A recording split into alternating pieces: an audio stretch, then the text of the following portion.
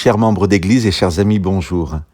Le mot évangile en français est la transcription d'un mot grec. Sa traduction est bonne nouvelle. Suivant les Bibles, nous aurons donc dans le texte le mot évangile ou bonne nouvelle.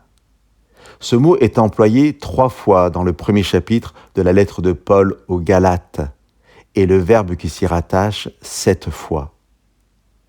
La lecture des versets 6 et 7 nous permet d'avoir une bonne définition de ce que peut être cette bonne nouvelle. Je m'étonne que vous vous détourniez si vite de celui qui vous a appelé par la grâce du Christ, pour passer à une autre bonne nouvelle, qui d'ailleurs n'en est pas une.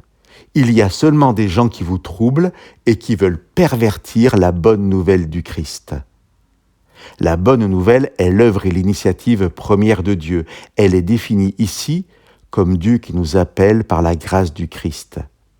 Il est intéressant de lire dans le chapitre 2 de la lettre aux Éphésiens ce que Paul nous dit de cette grâce. C'est par la grâce que vous êtes sauvés, au moyen de la foi, et cela ne vient pas de vous, c'est le don de Dieu.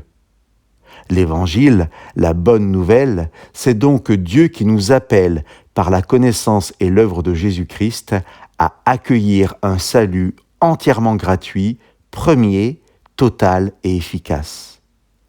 À la fin de ce chapitre 1 de Galates, Paul va parler de ses premières années de conversion et de son rapport avec les églises présentes en Judée. Je vous lis le verset 23. Les églises de Judée avaient entendu dire « Celui qui autrefois nous persécutait annonce maintenant comme une bonne nouvelle la foi contre laquelle il s'acharnait. » Ici, la foi que nous avons fait aussi partie de l'Évangile, de cette bonne nouvelle. Il nous faut relire le passage dans la lettre aux Éphésiens. C'est par la grâce que vous êtes sauvés au moyen de la foi. Imaginons, chers amis, que vous soyez en train de mourir de soif et que l'on vous présente une cruche d'eau fraîche. Mais vos mains sont attachées dans votre dos. Vous avez face à vous l'eau qui vous sauve, mais on vous empêche de la prendre.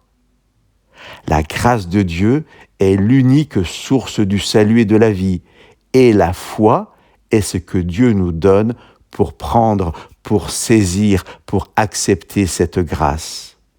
C'est pour cela que je peux vous dire que nous avons tous la foi. Nous l'avons non pas parce que nous la ressentons, mais parce que Dieu nous l'a donnée comme le moyen pour saisir la vie, le salut, la grâce. Et c'est bien là les 2 aspects de la bonne nouvelle. Un salut par la grâce de Dieu, entièrement gratuit, et une foi que chacun possède, car elle est donnée par Dieu pour que nous puissions saisir sa grâce. Chers amis, que Dieu vous bénisse.